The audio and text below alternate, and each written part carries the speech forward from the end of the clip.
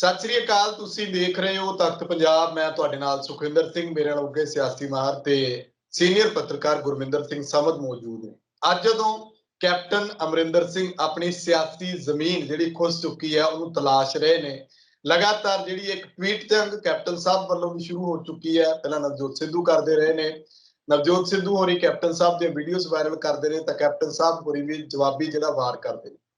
ਉਧਰਲੇ ਪਾਸਿਓਂ ਪ੍ਰਗਟ ਸਿੰਘ ਹੋਣੀ ਵੀ ਜਿਹੜੇ ਮੈਦਾਨ ਦੇ ਵਿੱਚ ਨੇ ਤੇ ਰਾਜਾ ਵੜਿੰਗ ਕੈਬਨਿਟ ਮੰਤਰੀ ਬਣੇ ਤੇ ਟਰਾਂਸਪੋਰਟ ਵਿਭਾਗ ਨੂੰ ਜਦੋਂ ਅੱਗੇ ਲਿਜਾ ਰਹੇ ਉਹਦੀਆਂ ਪ੍ਰਾਪਤੀਆਂ ਦੱਸ ਰਹੇ ਨੇ ਤਾਂ ਉਹਦੇ ਵਿੱਚ ਮਾਫੀਆ ਰਾਜ ਦੀ ਗੱਲ ਦੱਸ ਰਹੇ ਨੇ। ਨਾਲੋਂ ਨਾਲ ਕਹਿ ਰਹੇ ਨੇ ਕਿ ਕਿਵੇਂ ਕਾਲੀ ਕਮਾਈ ਜਿਹੜੀ ਹੈ, ਬਲੈਕ ਮਨੀ ਜਿਹੜੀ ਹੈ, ਉਹ ਚਿੱਟੇ ਦੇ ਜ਼ਰੀਏ ਜਾਂ ਕਿਸ ਤਰ੍ਹਾਂ ਉਹਨੂੰ ਹੋਰ ਕਾਰੋਬਾਰ ਦੇ ਜ਼ਰੀਏ ਉਹਨੂੰ ਚਿੱਟਾ ਕੀਤਾ ਜਾ ਰਿਹਾ। ਕਾਲੀ ਕਮਾਈ ਨੂੰ, ਕਾਲੇ ਕਾਰੋਬਾਰ ਚੱਲਦੇ ਨੇ। ਪਰ ਸਵਾਲ ਇਹ ਉੱਠਦਾ ਕਿ ਜਨਾਬ ਸਰਕਾਰ ਤੁਹਾਡੀ ਹੈ, ਫਿਰ ਕਾਰਵਾਈ ਕਿਉਂ ਨਹੀਂ ਕਰਦੇ? ਤੁਹਾਨੂੰ ਪਤਾ ਹੈ ਕਿੱਥੇ ਕਿਹੜੀਆਂ ਚੋਰ ਮੋਰੀਆਂ ਤੁਸੀਂ ਕਿਹਾ ਸੀ ਬੰਦ ਕਰ ਦਿੱਤੀਆਂ, ਉਹਨੂੰ ਬੰਦ ਕਿਉਂ ਨਹੀਂ ਕਰਦੇ?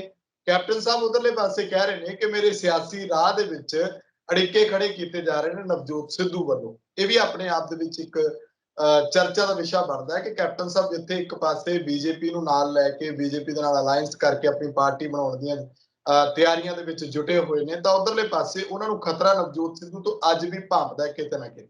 ਪਰ ਸਿਆਸੀ ਭਵਿੱਖ ਕਿੱਦਾਂ ਦਾ ਹੋਏਗਾ? ਇਹਦੇ ਵਿੱਚ ਪੰਜਾਬ ਦੇ ਮੁੱਦੇ, ਪੰਜਾਬ ਦੇ ਮਸਲਿਆਂ ਦੀ ਗੱਲ ਕਿਉਂ ਨਹੀਂ ਕੀਤੀ ਜਾ ਰਹੀ? ਕਿਉਂ ਨਹੀਂ ਕੈਪਟਨ ਸਾਹਿਬ ਸਿਰਫ ਤੇ ਸਿਰਫ ਸੁਰੱਖਿਆ ਦੇ ਮੁੱਦੇ ਤੇ ਕਿਉਂ ਗੱਲ ਕਰ ਰਹੇ ਨੇ, ਜਦ ਕਿ ਪੰਜਾਬ ਦੇ ਹੋਰ ਬਹੁਤ ਸਾਰੇ ਮੁੱਦੇ ਨੇ ਜਿਹੜੇ 4.5 ਸਾਲ ਜਿਨ੍ਹਾਂ ਦੀਆਂ ਫਾਈਲਾਂ ਉਹਨਾਂ ਦੇ ਦਫ਼ਤਰਾਂ ਦੇ ਵਿੱਚ ਘੁੰਮਦੀਆਂ ਰਹੀਆਂ, ਉਹਨਾਂ ਦਾ ਹੱਲ ਨਹੀਂ ਨਿਕਲਿਆ। ਹਾਲਾਂਕਿ ਮਾੜੇ ਮੋਟੇ ਮਸਲਿਆਂ ਦਾ ਹੱਲ ਕੱਢ ਕੇ ਉਹ 90% ਤੋਂ ਉੱਤੇ ਵਾਅਦੇ ਹੱਲ ਹੋਣ ਦੀ ਗੱਲ ਕਰਦੇ ਆ। ਸਵਾਗਤ ਤੁਹਾਡਾ ਸਮਝ। सुखविंदर जी, हजूर आते आते बहुत देर कर दी, बड़े दिनों बाद याद किया। शुक्रिया, नवाजिश। पंजाब तख्त पंजाब के सारे दर्शकों को मेरे वालों बहुत बड़ी प्यार भरी सत श्री अकाल ਜੀ। ਸ਼ੁਕਰੀਆ ਸਮਦ ਸਾਹਿਬ, ਬਹੁਤ ਧੰਨਵਾਦ ਤੁਹਾਡਾ। ਤੁਹਾਨੂੰ ਪਤਾ ਕਿ ਸਿਆਸੀ ਰੁਝੇਵਿਆਂ ਦੇ ਵਿੱਚ ਚਰਚਾਵਾਂ ਜਿਹੜੀਆਂ ਨੇ, ਜਿਹੜੀਆਂ ਤੁਹਾਡੇ ਮੁਤਲਕ ਜਿਸ ਦੇ ਵਿੱਚ ਤੁਸੀਂ ਕਾਫੀ ਜਿਹੜਾ ਉਹ ਚਰਚਾ ਦੇ ਵਿੱਚ ਆਪਣਾ ਹਿੱਸਾ ਪਾ ਸਕਦੇ ਹੋ, ਇਸ ਕਰਕੇ ਥੋੜਾ ਉਡੀਕ ਕਰੀਦੀ ਹੈ ਕਿ ਉਸ ਮੁੱਦੇ ਦੇ ਉੱਤੇ ਵੱਖ-ਵੱਖ ਜਿਹੜੇ ਨੇ ਸਿਆਸੀ ਮਾਰ ਉਹਨਾਂ ਦੀ ਰਾਏ ਰੱਖੀ ਜਾਏ। ਸਮਦ ਸਾਹਿਬ, ਅੱਜ ਦਾ ਮੁੱਦਾ ਜਿਹੜਾ ਕੈਪਟਨ ਸਾਹਿਬ ਤੇ ਨਵਜੋਤ ਸਿੱਧੂ ਨੂੰ ਲੈ ਕੇ ਆਪਣੇ ਆਪ ਦੇ ਵਿੱਚੋਂ ਮੁੱਦਾ ਬਣੇ ਹੋਏ ਨੇ, ਨਾ ਕਿ ਧਿਆਨ ਪੰਜਾਬ ਦੀਆਂ ਹੋਰ ਜਿਹੜੀਆਂ ਚਰਚਾਵਾਂ ਉਹਨਾਂ ਵੱਲ ਲਿਜਾਇਆ ਜਾਵੇ। ਇਸ ਕਰਕੇ ਸਾਡੀ ਵੀ ਮਜਬੂਰੀ ਬਣ ਜਾਂਦੀ ਹੈ ਕਿ ਉਹਦੇ ਉੱਤੇ ਅਸੀਂ ਲੋਕਾਂ ਨੂੰ ਜਿਹੜੀ ਇੱਕ ਸਾਰਥਕ ਚਰਚਾ ਕਰਕੇ ਲੋਕਾਂ ਦੇ ਸਾਹਮਣੇ ਉਸ ਨੂੰ ਰੱਖੀਏ। ਕਿਸ ਤਰ੍ਹਾਂ ਇਸ ਨਵਜੋਤ ਸਿੰਘ ਸਿੱਧੂ ਹੋਰਾਂ ਨੂੰ ਅੜਿੱਕਾ ਸਮਝਿਆ ਜਾ ਰਿਹਾ ਹੈ, ਕੈਪਟਨ ਸਾਹਿਬ ਵੱਲੋਂ ਟਵੀਟ ਤੇ ਟਵੀਟ ਕੀਤੇ ਜਾ ਰਹੇ ਨੇ, ਤੁਹਾਡਾ ਇਹਦੇ ਬਾਰੇ ਕੀ ਮੰਨਣਾ ਹੈ? ਕਿਸ ਤਰ੍ਹਾਂ ਦੇਖਦੇ ਹੋ ਕਿ ਜੇ ਮੈਂ ਗੱਲ ਨਾ ਮੁਕਾਵਾਂ ਤਾਂ ਇਹ ਵੀ ਹੋ ਜਾਂਦਾ ਕਿ ਕੈਪਟਨ ਸਾਹਿਬ ਆਪਣੇ ਆਪ ਨੂੰ ਜਿਹੜਾ ਖਤਰਾ ਮਹਿਸੂਸ ਕਰਦੇ ਨੇ ਨਵਜੋਤ ਸਿੱਧੂ ਤੋਂ? ट्वीट का जिहड़ा एक सिलसिला है ना, वो इजहार इश्क वाला हाल हो गया। मिर्जा गालिब ने बड़ी सोहनी लाइन कही है, हजारों ख्वाहिशें ऐसी कि हर ख्वाहिश से दम निकले, बहुत निकले मेरे अरमा लेकिन फिर भी कब निकले। अमरिंदर सिंह दा उही हाल आ। देखो, शाही परिवार विच बंदा पैदा होया, आला तालीम हासिल की हिंदुस्तान के स्कूल चो, बाहर भी पढ़े, विदेशों में भी पढ़े, है ना। फिर नौकरी की अपनी तुहाडी फौज की, फिर विदेशों में जाके इन्होंने व्यापार भी किया, विदेशी लोगों में भी रहे, दुनिया घूमी, फिर आके पॉलिटिक्स का भी आनंद माणिया, फिर आके किहड़ी यही जी पार्टी है जिहदा आनंद नहीं माणिया है जी। फिर आके पद भी रहे ने, मंत्री भी रहे ने, मुख मंत्री भी रहे ने, पार्लीमेंट में भी हो गए, खेडा में क्रिकेट भी खेड ली, हॉर्स पोलो भी खेड ली, दोवें ही आलमी पद्धर ते खेड लिया, किताबां लिखण का शौक आ, अपने आप को इतिहासकार भी जिता लिया। मतलब की रह गया?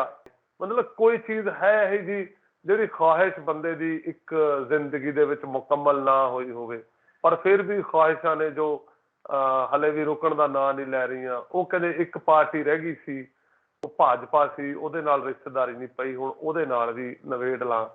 सो ख्वाहिशां कैप्टन साहब ਦੀਆਂ बहुत ज्यादा ने, शरीर ते उम्र उन्ना साथ दे नहीं रही, ते फिर रवीन वर्गियां ਦੀਆਂ सेवावां ज्यादा हो जांदियां ने।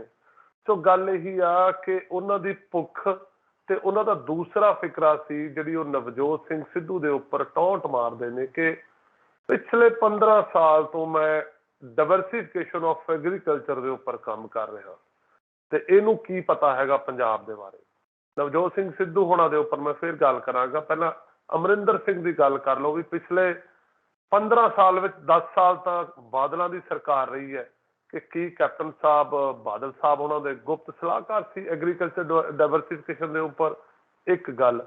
ਦੂਸਰੀ ਗੱਲ, ਜੇ ਆਪਾਂ 2002 ਤੋਂ ਲੈ ਕੇ 2007 ਤੱਕ ਦਾ ਇਹਨਾਂ ਦਾ ਮੁੱਖ ਮੰਤਰੀ ਦਾ ਕਾਲ ਦੇਖ ਲਈਏ, ਕਾਲ ਲਈ ਕਾਲ ਹੀ ਦੇਖਾਂਗੇ, ਔਰ 2017 ਤੋਂ 2021 ਤੱਕ ਦਾ 4.5 ਸਾਲ ਵਾਲਾ ਕਾਲ ਦੇਖ ਲਈਏ, ਤੇ ਇਹਨਾਂ ਨੇ ਕਿਹੜੀ ਪਾਲਿਸੀ ਲਿਆਂਦੀ ਆ?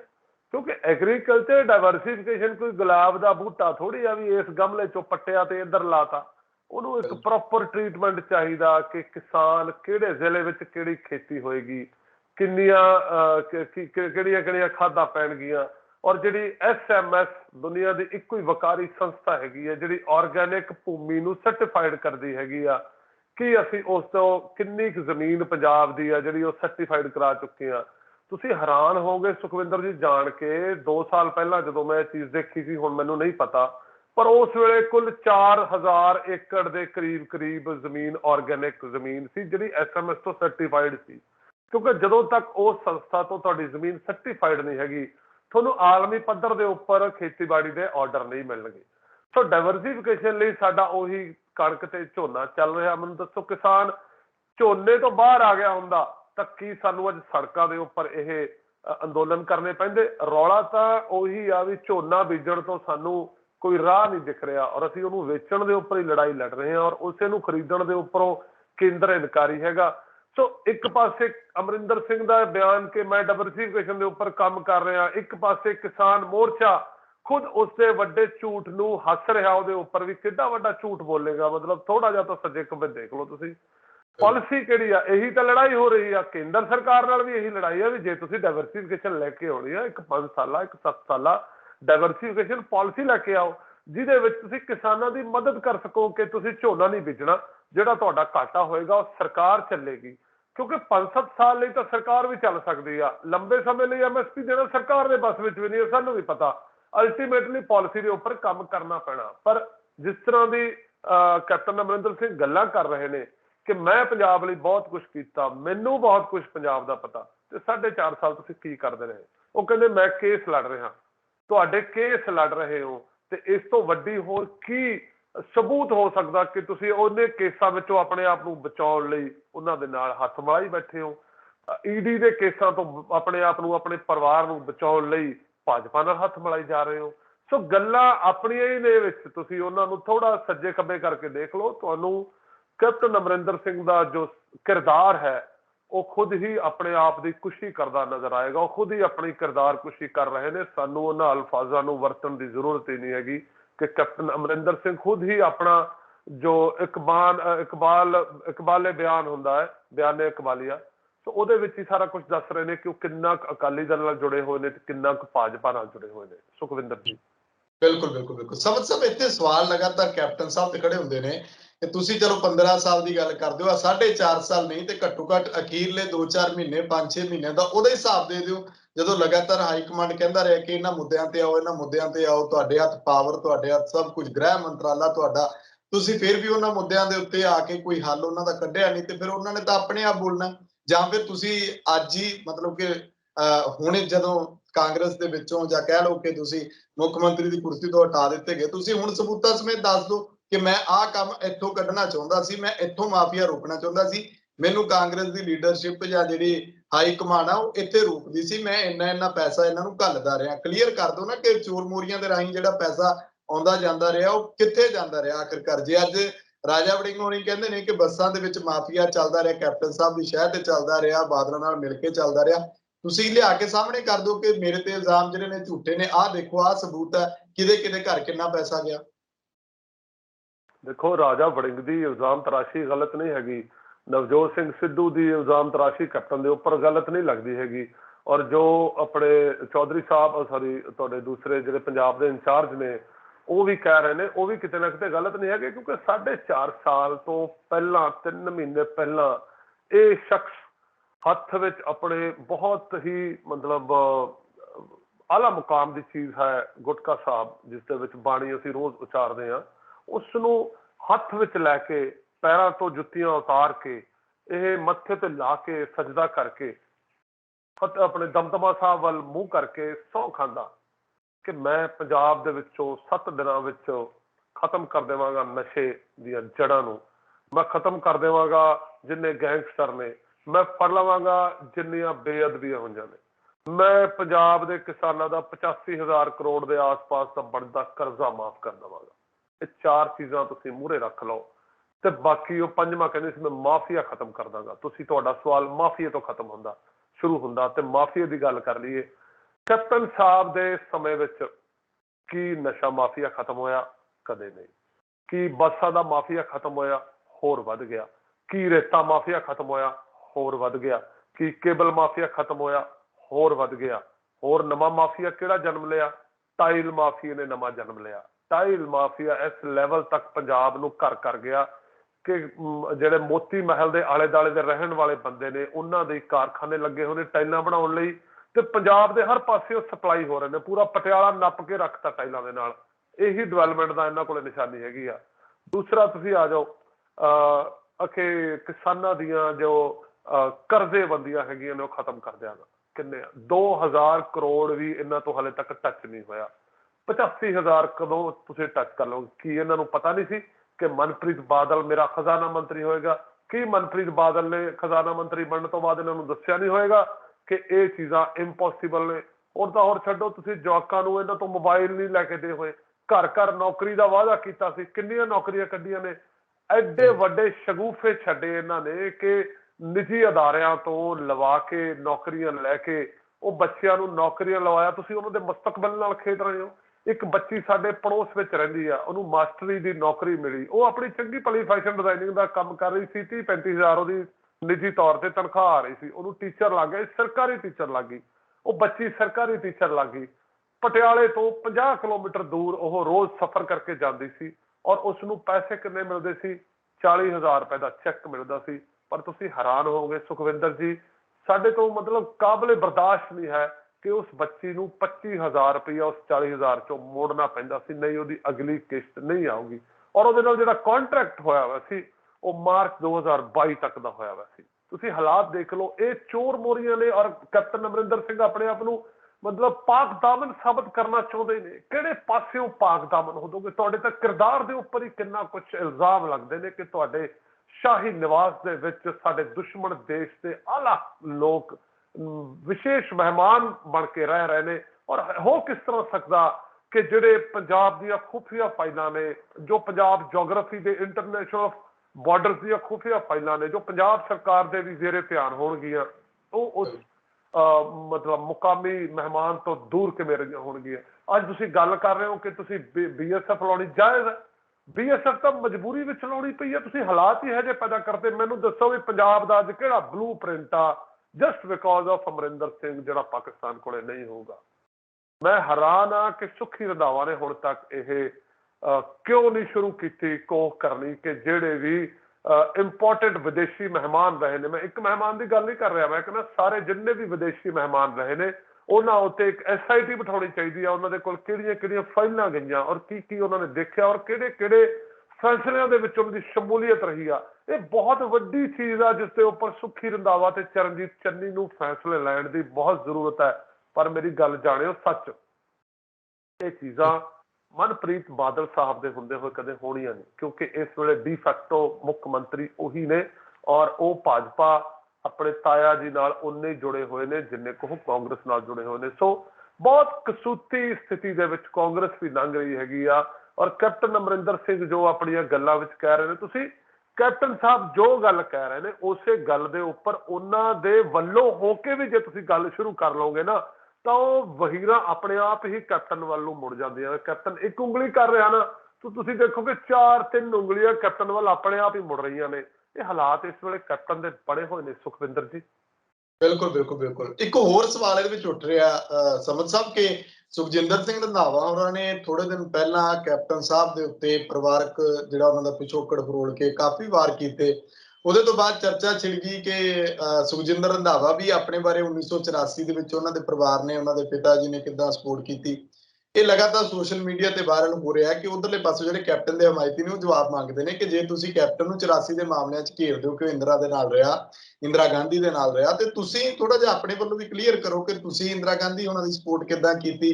84 ਨੂੰ ਲੈ ਕੇ ਕਾਂਗਰਸ ਆਪਣੇ ਆਪ ਦੇ ਵਿੱਚ ਭਾਵੇਂ ਕੋਈ ਵੀ ਇਹਨਾਂ ਦਾ ਅੱਜ ਨੁਮਾਇੰਦਾ ਆ ਜਾਏ ਜਾਂ ਕੱਲ ਨੁਮਾਇੰਦੇ ਸੀ, ਉਹਨਾਂ ਸਾਰਿਆਂ ਨੂੰ ਤਾਂ ਜਵਾਬ ਪੁੱਛੇ ਜਾਣਗੇ ਕਿ ਤੁਸੀਂ 1984 ਨੂੰ ਲੈ ਕੇ ਜਦੋਂ ਦਾ ਬਾਹਰ ਨਿਕਲੇ ਹੋ ਉਦੋਂ ਤੁਸੀਂ ਕਹਿੰਦੇ ਹੋ ਕਿ ਕਾਂਗਰਸ ਉਸ 84 ਕਤਲੇਆਮ ਦੇ ਵਿੱਚ ਲਿਪਤ ਰਹੀ ਹੈ, ਉਹ ਪਾਰਟੀ ਹੈ, ਤੇ ਜਦੋਂ ਤੁਸੀਂ ਕਾਂਗਰਸ ਦੇ ਵਿੱਚ ਰਹਿੰਦੇ ਹੋ ਫਿਰ ਤੁਸੀਂ ਨਾ ਤੇ ਆਪ ਬੋਲਦੇ ਹੋ ਨਾ ਕੋਈ ਹਿਸਾਬ ਮੰਗਦੇ ਹੋ ਪਾਰਟੀ ਤੋਂ। ਹਾਂ, ਇਹ ਜ਼ਰੂਰ ਹੈ ਕਿ ਕਦੇ ਨਾ ਕਦੇ ਅਸਤੀਫਾ ਦੇ ਕੇ ਤੁਸੀਂ ਆਪਣਾ ਰੋਸ ਜਤਾ ਕੇ ਆਪਣੀ ਕੁਰਬਾਨੀ ਦੇ ਜਿਹੜੇ ਸੋਹਲੇ ਗਾਉਂਦੇ ਹੋ। ਦੇਖੋ, ਜਿਹੜੀ ਕੈਪਟਨ ਅਮਰਿੰਦਰ ਸਿੰਘ ਦੀ ਸ਼ਮੂਲੀਅਤ ਰਹੀ, ਇਹ 84 ਤੋਂ ਪਹਿਲਾਂ ਇੰਦਰਾ ਗਾਂਧੀ ਦਾ ਏਲਸੀ ਬਣ ਕੇ ਆਨੰਦਪੁਰ ਮਤੇ ਉੱਪਰ ਪੂਰੀ ਕੋਸ਼ਿਸ਼ ਸੀ, ਇਹਨੇ ਜਿੰਨਾ ਜ਼ੋਰ ਲਾਇਆ ਹੋਰ ਕਿਸੇ ਨੇ ਜ਼ੋਰ ਨਹੀਂ ਲਾਇਆ, ਔਰ ਉਹਦੇ ਵਿੱਚ ਰੰਧਾਵਾ ਸਾਹਿਬ ਦੇ ਫਾਦਰ ਸਾਹਿਬ ਵੀ ਬਹੁਤ ਇਨਵੋਲਵ ਸੀਗੇ, ਇਹਦੇ ਵਿੱਚ ਕੋਈ ਸ਼ੱਕ ਨਹੀਂ ਹੈਗਾ।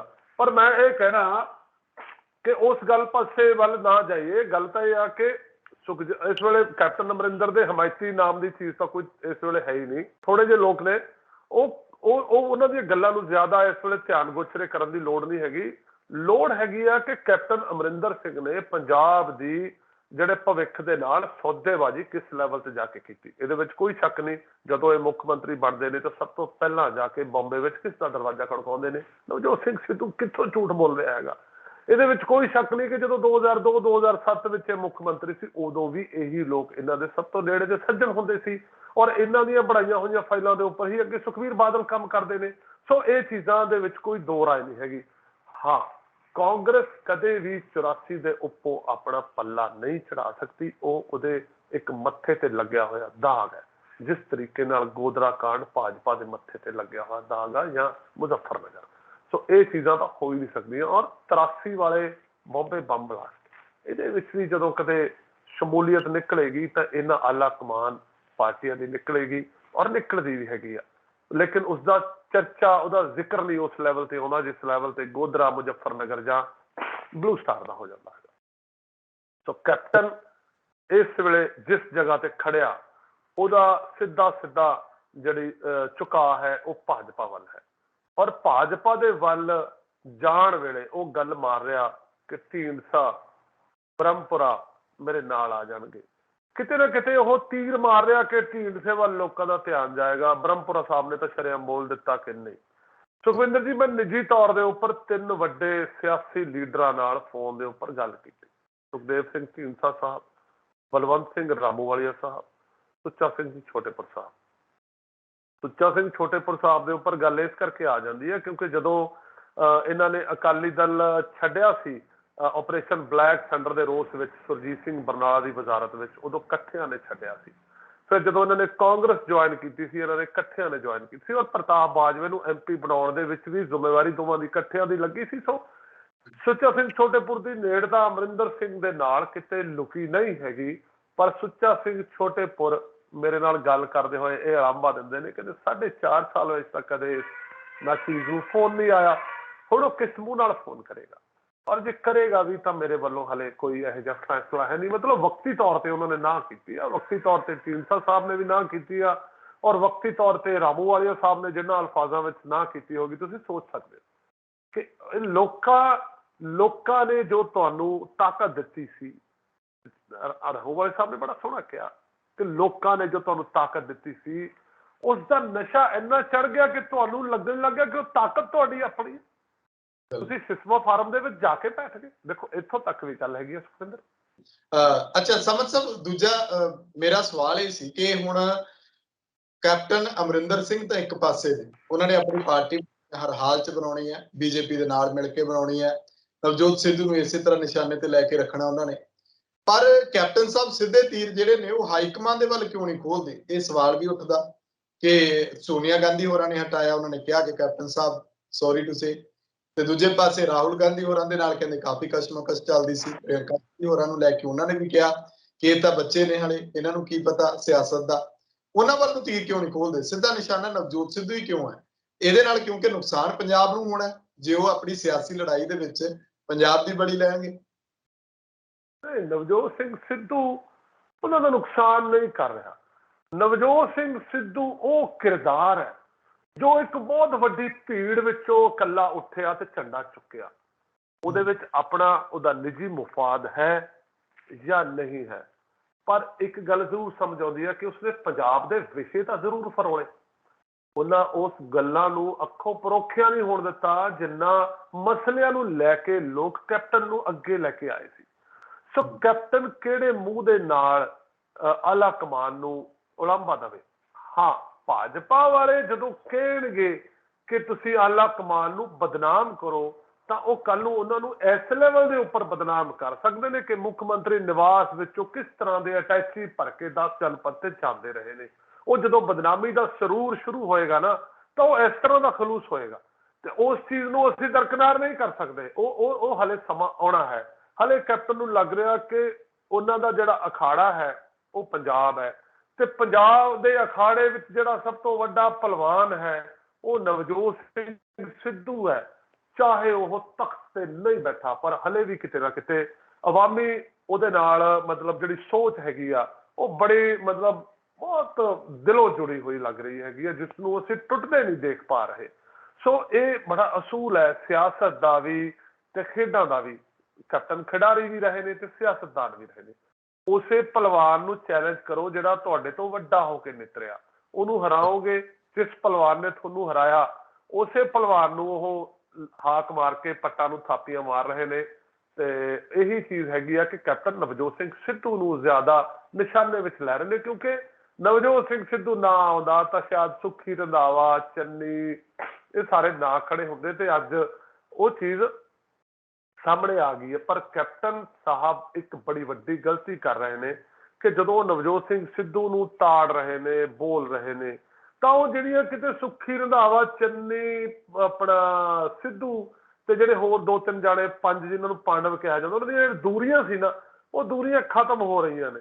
ਉਹ ਦੂਰੀਆਂ ਖਤਮ ਹੋ ਕੇ ਮੁੱਠੀ ਬਣ ਜੂਗੀ ਜੋ ਕੈਪਟਨ ਲਈ ਘਾਤਕ ਸਿੱਧ ਹੋਏਗੀ। ਸੁਖਵਿੰਦਰ ਜੀ, ਮੇਰਾ ਆਖਰੀ ਸਵਾਲ ਹੈ ਕਿ ਇਹਨਾਂ ਸਾਰੇ ਮੁੱਦਿਆਂ ਦੇ ਉੱਤੇ ਸਾਰੀ ਚਰਚਾ ਦੇ ਵਿੱਚ ਜਦੋਂ ਗੱਲ ਮਾਫੀਏ ਦੀ ਹੁੰਦੀ ਆ, ਜਿੱਥੋਂ ਮੈਂ ਸ਼ੁਰੂ ਕੀਤਾ ਸੀ ਕਿ ਚਰਨਜੀਤ ਸਿੰਘ ਚੰਨੀ ਉਹਨਾਂ ਦੀ ਸਰਕਾਰ ਮਾਫੀਏ ਦੇ ਉੱਤੇ ਇੱਕ ਮੰਤਰੀ ਸਿਰਫ ਪੋਲਾ ਖੋਲਦਾ ਸਾਹਮਣੇ ਆ ਰਿਹਾ, ਰਾਜਾ ਵੜਿੰਗ। ਬਾਕੀ ਮੰਤਰੀ ਕੋਈ ਵੀ, ਸਾਰਿਆਂ ਨੂੰ ਵਿਭਾਗ, ਸਾਰਿਆਂ ਨੂੰ ਸੌਹਾਂ ਚੁਕਾਈਆਂ ਗਈਆਂ, ਸਾਰਿਆਂ ਨੂੰ ਮੰਤਰਾਲੇ ਦਿੱਤੇ, ਕੋਈ ਨਹੀਂ ਆਪੋ ਆਪਣੇ ਵਿਭਾਗ ਦੇ ਵਿੱਚ ਮਾਫੀਏ ਦੇ ਉੱਤੇ ਕਹਿ ਰਿਹਾ ਕਿ ਦੇਖੋ ਅਸੀਂ ਇੰਨਾ ਰੈਵਨਿਊ ਜਨਰੇਟ ਕਰਵਾਤਾ, ਸਾਡੇ ਕਰਕੇ ਇੰਨਾ ਵਾਧਾ ਹੋਇਆ। ਜਾਂ ਫਿਰ ਸਰਕਾਰ ਜਿਹੜੀ ਹੈ ਚੰਨੀ ਸਾਹਿਬ ਦੀ ਉਹ ਕਿਉਂ ਨਹੀਂ ਕਾਰਵਾਈ ਕਰ ਰਹੀ, ਕਿਉਂ ਨਹੀਂ ਮਾਫੀਏ ਨੂੰ ਕਲੀਅਰ ਕਰ ਰਹੀ ਕਿ ਆਹ ਦੇਖੋ ਇੱਥੇ ਇੱਥੇ ਮਾਫੀਆ ਸੀ, ਅਸੀਂ ਕੱਢ ਕੇ ਬਾਹਰ ਮਾਰਿਆ, ਹੁਣ ਅਸੀਂ ਪੰਜਾਬ ਦਾ ਖਜ਼ਾਨਾ ਵਧਾਤਾ। ਜਦ ਕਿ ਮਨਪ੍ਰੀਤ ਸਿੰਘ ਬਾਦਲ ਨੂੰ ਨਾਲ ਬਿਠਾ ਕੇ ਕਹਿੰਦੇ ਨੇ ਕਿ ਖਜ਼ਾਨਾ ਕੋਈ ਕਸਰ ਨਹੀਂ ਸੀ, ਖਜ਼ਾਨਾ ਭਰਿਆ ਹੋਇਆ, ਬਸ ਲੋਕਾਂ ਲਈ ਵਿਛਾ ਦੇਣਾ ਸੀ। ਦੇਖੋ ਮਨਪ੍ਰੀਤ ਸਿੰਘ ਬਾਦਲ ਸਾਹਿਬ, ਗਿੱਦੜਬਾਹੇ ਬੈਠ ਕੇ ਸੁਣੋ, ਬਠਿੰਡੇ ਬੈਠ ਕੇ ਸੁਣੋ, ਚੰਡੀਗੜ੍ਹ ਬੈਠ ਕੇ ਸੁਣੋ, ਤਖਤ ਪੰਜਾਬ ਤੋਂ ਆਉਂਦੀ ਇਹ ਆਵਾਜ਼ੇ ਖਲਕ ਜ਼ਰੂਰ ਸੁਣੋ ਕਿ ਜੇ ਖਜ਼ਾਨਾ ਭਰਿਆ ਹੋਇਆ ਤਾਂ ਜਿਹੜਾ ਤੁਸੀਂ ਕਿਹਾ ਸੀ ਕਿ ਕਿਸਾਨਾਂ ਦੇ ਕਰਜ਼ੇ ਮਾਫ ਕਰਾਂਗੇ 85,000 ਕਰੋੜ ਦੇ, ਫਿਰ ਕਰ ਦਿਓ, ਫਿਰ ਕਰ ਦਿਓ। ਜੇ ਖਜ਼ਾਨਾ ਭਰਿਆ ਹੋਇਆ, ਵਾਕਈ ਭਰਿਆ ਹੋਇਆ, ਤਾਂ ਘਰ ਘਰ ਨੌਕਰੀ ਲਵਾਉਣ ਦੀ ਜਿਹੜੀ ਕਵਾਇਦ ਸ਼ੁਰੂ ਕਰਨ ਦੀ ਤੁਸੀਂ ਗੱਲ ਕਰ ਰਹੇ ਸੀ, ਫਿਰ ਕਰ ਦਿਓ। ਮਹਿਜ 1100-1200 ਪੋਸਟਾਂ ਪ੍ਰੋਫੈਸਰਾਂ ਦੀਆਂ ਕੱਢੀਆਂ ਨੇ, ਉਹਦੇ ਨਾਲ ਗੱਲ। ਔਰ ਉਹ ਪੋਸਟਾਂ ਵੀ ਐਸੀਆਂ ਕੱਢੀਆਂ ਨੇ ਕਿ ਜਿਹੜੇ ਬੰਦੇ ਆਲਰੇਡੀ ਕੰਟਰੈਕਟ ਤੇ ਕੰਮ ਕਰ ਰਹੇ ਨੇ ਜਾਂ ਗੈਸਟ ਫੈਕਲਟੀ ਕੰਮ ਕਰ ਰਹੇ ਨੇ, ਉਹਨਾਂ ਚੋਂ ਅੱਧਿਆਂ ਦੀਆਂ ਨੌਕਰੀਆਂ ਚਲੀਆਂ ਵੀ ਜਾਣਗੀਆਂ। ਸੋ ਜਿੰਨੇ ਕੁ ਬੰਦੇ ਲਾਓਗੇ ਉਹਨੇ ਘਰੇ ਬਿਠਾ ਦੋਗੇ। ਇਹ ਕੀ ਚੀਜ਼ ਹੈਗੀ ਆ? ਜਿਹੜੀ ਰਾਜਾ ਵੜਿੰਗ ਦੀ ਸਿਆਸਤ ਕਰਨ ਦਾ ਤਰੀਕਾ ਹੈ, ਉਹ ਉਸਦੇ ਜਿਹੜੇ ਪੋਲੀਟੀਕਲ ਗੁਰੂ ਹੈਗੇ ਨੇ ਉਹ ਬਿਲਕੁਲ ਤੁਹਾਨੂੰ ਉਹੀ ਦੇਖਣਗੇ। ਜਗਮੀਤ ਸਿੰਘ ਬਰਾੜ ਦਾ ਇਹ ਤਰਾਸ਼ਿਆ ਹੋਇਆ ਨਗੀਨਾ ਹੈ। ਔਰ ਜਗਮੀਤ ਸਿੰਘ ਬਰਾੜ ਵੀ ਆਪਣੀ ਸਿਆਸਤ ਵੇਲੇ ਬਹੁਤ ਆਲਾ ਤਰੀਨ ਬੋਲਦੇ ਵੀ ਸੀ, ਕੰਮ ਕਰਨ ਦਾ ਤਰੀਕਾ ਵੀ ਉਹਨਾਂ ਦਾ ਕੁਛ ਐਸਾ ਸੀ। ਇਹ ਉਹਨਾਂ ਦੇ ਨਕਸ਼ੇ ਕਦਮ ਤੇ ਚੱਲਣ ਵਾਲੇ ਰਾਜਾ ਵੜਿੰਗ ਨੇ, ਪਰ ਹਲੇ ਬੜਾ ਕੁਛ ਕਰਨ ਵਾਲਾ। ਸਭ ਤੋਂ ਵੱਡੀ ਗੱਲ ਤੁਸੀਂ ਯਾਦ ਕਰੋ, ਜਦੋਂ ਨਰੰਗ ਸਾਹਿਬ ਬਾਦਲ ਰਜੀਮ ਦੇ ਵਿੱਚ MD PRTC ਲਾਏ ਗਏ ਸੀ, ਬਹੁਤ ਆਲਾ IAS ਅਫਸਰ ਸੀ, ਉਹਨਾਂ ਨੇ ਉਸ ਵੇਲੇ PRTC 40 ਲੱਖ ਰੁਪਈਆ 55 ਲੱਖ ਰੁਪਈਆ ਡੇਲੀ ਦੇ ਉੱਪਰ ਮਰ ਰਹੀ ਸੀ। ਨਾ ਕੋਈ ਪੈਨਸ਼ਨਾਂ ਦਿੱਤੀਆਂ ਜਾ ਰਹੀਆਂ ਸੀ, ਨਾ ਹੀ ਮੁਲਾਜ਼ਮਾਂ ਦੀਆਂ ਤਨਖਾਹਾਂ ਪ੍ਰੋਪਰ ਦਿੱਤੀਆਂ ਜਾ ਰਹੀਆਂ ਸੀ।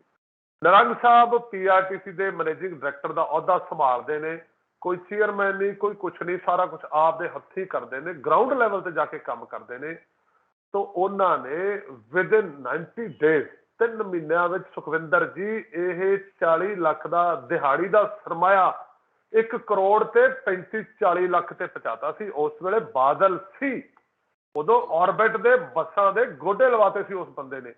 ਸੋ ਪੋਸੀਬਿਲਿਟੀ ਗੱਲ ਕਦੇ ਕਰਨ ਵਾਲਾ ਬੰਦਾ ਹੋਵੇ ਤੇ ਫਿਰ ਬਾਦਲਾਂ ਦੇ ਰਾਜ ਵਿੱਚ ਉਹਨੇ ਕਰਕੇ ਦਿਖਾਇਆ, ਅਮਰਿੰਦਰ ਸਿੰਘ ਦੇ ਰਾਜ ਵਿੱਚ ਨਹੀਂ। ਸੋ ਰਾਜਾ ਵੜਿੰਗ ਜੇ ਵਾਕਈ ਕਰਨਾ ਚਾਹੁੰਦਾ ਹੈਗਾ ਤੇ ਉਹ ਨਿਰੰਗ ਸਾਹਿਬ ਵਰਗੇ ਬੰਦਿਆਂ ਤੋਂ ਸਲਾਹ ਲਵੇ, ਜਿਨ੍ਹਾਂ ਨੂੰ ਪਹਿਲੀ ਜਗ੍ਹਾ ਤੇ ਪਤਾ ਕਿ ਪੀਆਰਟੀਸੀ ਵਿੱਚ ਕਰਨ ਵਾਲਾ ਕੀ ਚੀਜ਼ ਹੈਗੀ ਆ, ਜਿਹੜੇ ਟਾਈਮ ਟੇਬਲ ਉਹਨਾਂ ਨੇ ਖੋਹ ਰੱਖੇ ਨੇ, ਉਹਨਾਂ ਦੇ ਉੱਪਰ ਹਾਲੇ ਤੱਕ ਕੋਈ ਕਵਾਇਤ ਨਹੀਂ ਸ਼ੁਰੂ ਹੋਈ। ਜਿਹੜੀਆਂ ਪ੍ਰਾਪਰਟੀਆਂ ਪੀਆਰਟੀਸੀ ਦੀਆਂ, ਮੋਹਾਲੀ ਵਾਲੀ ਪ੍ਰਾਪਰਟੀ ਕਿਸ ਲੈਵਲ ਤੇ ਪਈ ਆ, ਫਸੀ ਹੋਈ ਆ। ਪੰਜਾਬ ਸਰਕਾਰ ਨੇ ਜਿਹੜੀਆਂ ਇਹ ਕਰਜ਼ਿਆਂ ਵਿੱਚ ਦਬਾ ਰੱਖੀਆਂ ਨੇ, ਮੁਲਾਜ਼ਮਾਂ ਦੀਆਂ ਜਿਹੜੀਆਂ ਮੁਲਾਜ਼ਮਾਂ ਦੀ ਭਲਾਈ ਲਈ ਕੀ ਕੰਮ ਕਰ ਰਿਹਾ, ਉਹ ਸਿਰਫ ਹਲੇ ਦਿਖਾਵੇ ਵਾਲੀ ਰਾਜਨੀਤੀ ਕਰ ਰਿਹਾ। ਉਹ ਜਿਹੜੀ ਹੁੰਦੀ ਆ ਨਾ ਅਨਿਲ ਕਪੂਰ ਵਾਲੀ ਨਾਇਕ ਫਿਲਮ ਵਾਲੀ ਰਾਜਨੀਤੀ ਕਰ ਰਿਹਾ। ਇੱਕ ਦਿਨ ਕਾ ਮੁੱਖ ਮੰਤਰੀ ਬਣਾ ਹੂੰ ਮੈਂ, ਤੇ ਮੈਂ ਸਾਰਿਆਂ ਨੂੰ ਸਸਪੈਂਡ ਕਰ ਦੂੰ, ਮੈਂ ਢਾ ਦੂੰ, ਤਾਂ ਕਿ ਲੋਕ ਅਗਲੀ ਵਾਰ ਸ਼ਾਇਦ ਮੈਨੂੰ ਮੁੱਖ ਮੰਤਰੀ ਬਣਾ ਦੇਣਗੇ। ਉਹ ਦੂਸਰੇ ਸ਼ੇਖ ਚਿੱਲੀ ਵਾਲੇ ਸੁਪਨੇ ਲੈ ਕੇ ਜੋ ਬੰਦਾ ਸੋਚ ਕੇ ਕੰਮ ਕਰਦਾ, ਉਹ ਵਾਲੀ ਸਿਆਸਤ ਆ। ਚੰਨੀ ਸਾਹਿਬ ਜਿਹੜੀ ਸਿਆਸਤ ਕਰ ਰਹੇ ਨੇ, ਉਹੀ ਸਿਆਸਤ ਵਿੱਚ ਜਾ ਚੁੱਕੇ ਨੇ ਜਿਹੜੀ ਸਿਆਸਤ ਕਾਂਗਰਸ ਕਰਦੀ ਆਈ ਆ। ਜੇ ਉਹ ਸਿਆਸਤ ਨਾ ਕਰਦੇ ਹੁੰਦੇ ਤਾਂ ਰਾਣਾ ਗੁਰਜੀਤ ਦੇ ਆਉਣ ਦਾ ਕੋਈ ਸਵਾਲ ਪੈਦਾ ਨਹੀਂ ਸੀ ਹੁੰਦਾ। ਜੇ ਨਵਜੋਤ ਸਿੰਘ ਸਿੱਧੂ ਵਾਲੀ ਸਿਆਸਤ ਹੁੰਦੀ ਤਾਂ ਰਾਣਾ ਗੁਰਜੀਤ ਦਾ ਆਉਣ ਦਾ ਸਵਾਲ ਨਹੀਂ ਸੀ, ਨਾ ਹੀ ਵਿਜੇਂਦਰ ਸਿੰਗਲਾ ਦੇ ਆਉਣ ਦਾ ਸਵਾਲ ਸੀ, ਨਾ ਹੀ ਬ੍ਰਹਮਿੰਦਰੇ ਦੇ ਆਉਣ ਦਾ ਸਵਾਲ ਸੀ। ਪਰ ਕਾਂਗਰਸ ਉਹੀ ਰਵਾਇਤੀ ਸਿਆਸਤ ਕਰ ਰਹੀ ਹੈ। ਸਿਰਫ ਤੇ ਸਿਰਫ ਮਖੌਟੇ ਬਦਲੇ ਗਏ ਨੇ। ਅਮਰਿੰਦਰ ਸਿੰਘ ਚਲੇ ਗਏ, ਚੰਨੀ ਸਾਹਿਬ ਆ ਗਏ। ਜਿਹੜੀ ਜਦੋਂ ਅਮਰੀਕਾ ਆਜ਼ਾਦ ਹੋਇਆ ਸੀ ਨਾ, ਉਹ ਕਹਿੰਦੇ ਕਿਵੇਂ ਦੱਸੀਏ ਲੋਕਾਂ ਨੂੰ, ਉਹ ਕਹਿੰਦੇ ਜੀ ਜੋ ਅੰਗਰੇਜ਼ ਕਰਦੇ ਸੀ ਉਹਦਾ ਉਲਟਾ ਕਰ ਦਿਓ। ਉਹ ਖੱਬੇ ਚੱਲਦੇ ਸੀ, ਸੱਜੇ ਚੱਲਣ ਲੱਗ ਜਾਓ। ਅਮਰਿੰਦਰ ਸਿੰਘ ਲੋਕਾਂ ਨੂੰ ਮਿਲਦੇ ਨਹੀਂ ਸੀ, ਚੰਨੀ ਸਾਹਿਬ ਲੋਕਾਂ ਨੂੰ ਮਿਲਣ ਲੱਗ ਗਏ। ਅਮਰਿੰਦਰ ਸਿੰਘ ਘਰੋਂ ਨਹੀਂ ਸੀ ਨਿਕਲਦੇ, ਉਹ ਰਾਤ ਨੂੰ ਜਾ ਕੇ ਫੁੱਟਪਾਥਾਂ ਤੇ ਲੋਕਾਂ ਨੂੰ ਮਿਲਣ ਲੱਗ ਗਏ। ਅਮਰਿੰਦਰ ਸਿੰਘ ਬਿਆਨ ਜਿਹੇ ਜਿਹੇ ਦਿੰਦੇ ਸੀ, ਉਹਦੇ ਤੋਂ ਉਹ ਨਿੱਜੀ ਜਾ ਕੇ ਹਰ ਧਰਮ ਦੇ ਲੋਕਾਂ ਨੂੰ ਮਤਲਬ ਜੋ ਚੀਜ਼ ਅਮਰਿੰਦਰ ਸਿੰਘ ਕਰਦੇ ਸੀ ਉਸਦੇ ਉਲਟ ਚੰਨੀ ਸਾਹਿਬ ਕਰਨ ਲੱਗੇ, ਕਿ ਸ਼ਾਇਦ ਲੋਕਾਂ ਨੂੰ ਮੀਡੀਆ ਵਿੱਚ ਇਹ ਲੱਗੇ ਕਿ ਯਾਰ ਅਸਲੀ ਲੋਕਾਂ ਦਾ ਰਾਜ ਤਾਂ ਹੁਣ ਆਇਆ, ਪਰ ਲੋਕਾਂ ਦਾ ਰਾਜ ਹਲੇ ਆਉਣਾ ਬਾਕੀ ਹੈ। ਜਦੋਂ ਲੋਕਾਂ ਦਾ ਰਾਜ ਆਏਗਾ ਤੇ ਪੰਜਾਬ ਦੇ ਕਿਸਾਨਾਂ ਨੂੰ ਕੇਂਦਰ ਸਰਕਾਰ ਕੋਲੇ ਜਾ ਕੇ ਲੜਾਈ ਲੜਨ ਦੀ ਲੋੜ ਨਹੀਂ ਪੈਣੀ। ਡਾਇਵਰਸੀਫਿਕੇਸ਼ਨ ਦੀ ਪਾਲਿਸੀ ਇੱਥੋਂ ਹੀ ਬਣਨੀ ਆ। ਜੇ ਪੰਜਾਬੀ ਕਿਸਾਨੀ ਦੇ ਐਕਟ ਨੂੰ ਭਾਜਪਾ ਦੇ ਕਹੇ ਅਨੁਸਾਰ ਅਸੀਂ ਉਹਨੂੰ ਅਡਾਪਟ ਕਰਕੇ ਐਜ਼ ਇਟ ਇਜ਼ ਲਾਗੂ ਕਰਤਾ, ਜੋ ਕੈਪਟਨ ਨੇ ਬਣਾਈ ਸੀ, ਜੋ ਬਾਦਲਾਂ ਨੇ ਬਣਾਈ ਸੀ, ਤੇ ਕੱਲ ਨੂੰ ਜੇ ਡਾਇਵਰਸੀਫਿਕੇਸ਼ਨ ਦੀ ਪਾਲਿਸੀ ਵੀ ਪੰਜਾਬ ਦਿੰਦਾ ਹੈਗਾ ਬਣਾ ਕੇ, ਤਾਂ ਉਹਨੂੰ ਵੀ ਪਾਰਲੀਮੈਂਟ ਅਡਾਪਟ ਕਰੂ, ਉਹਨੂੰ ਵੀ ਮੁਲਕ ਅਡਾਪਟ ਕਰ ਸਕਦਾ। ਸੋ ਇਹ ਗੱਲਾਂ ਨੇ ਸੁਖਵਿੰਦਰ ਜੀ। ਪ੍ਰਿਆ ਸਮਨ ਸਾਹਿਬ, ਧੰਨਵਾਦ ਤੁਹਾਡਾ। ਥੈਂਕ ਯੂ ਸਰ, ਯਾਦ ਕੀਤਾ ਤੁਸੀਂ, ਬਹੁਤ ਬਹੁਤ ਸ਼ੁਕਰੀਆ। ਸੋ ਮੇਰੇ ਨਾਲ ਮੌਜੂਦ ਸਨ ਸੀਨੀਅਰ ਪੱਤਰਕਾਰ ਤੇ ਸਿਆਸੀ ਮਾਹਰ ਗੁਰਮਿੰਦਰ ਸਿੰਘ ਸਮਦ। ਚਰਚਾ ਅਸੀਂ ਕੀਤੀ ਹੈ ਕਿ ਕੈਪਟਨ ਸਾਹਿਬ ਜਦੋਂ ਨਵੀਂ ਪਾਰਟੀ ਲੈ ਕੇ ਆਉਣਗੇ ਤਾਂ ਉਹ ਕਿੰਨਾ ਮੁੱਦਿਆਂ ਤੇ ਹੋਏਗੀ। ਇਹ ਸਿਰਫ ਸਰਹੱਦ ਦੀ ਸੁਰੱਖਿਆ ਨੂੰ ਲੈ ਕੇ ਹੋਏਗੀ, ਜਾਂ ਪੰਜਾਬ ਦੇ ਉਹਨਾਂ ਮੁੱਦਿਆਂ ਨੂੰ ਲੈ ਕੇ ਜਿਹੜੇ ਮੁੱਦੇ ਉਹ ਛੱਡ ਕੇ ਜਾ ਚੁੱਕੇ ਨੇ, ਜਿਨ੍ਹਾਂ ਦਾ ਹੱਲ ਉਹ ਕਰ ਸਕਦੇ ਸੀ ਤੇ ਉਹਨਾਂ ਦਾ ਹੱਲ ਨਹੀਂ ਹੋਇਆ। ਅੱਜ ਵੀ ਪੰਜਾਬੀ ਵੀਡੀਓ ਆਪਣੇ ਵਿਚਾਰ ਕਮੈਂਟ ਜ਼ਰੂਰ ਕਰਿਓ। ਤਖਤ ਪੰਜਾਬ ਨੂੰ ਸਬਸਕ੍ਰਾਈਬ ਕਰੋ। ਮੈਨੂੰ ਇਜਾਜ਼ਤ ਦਿਓ। ਧੰਨਵਾਦ।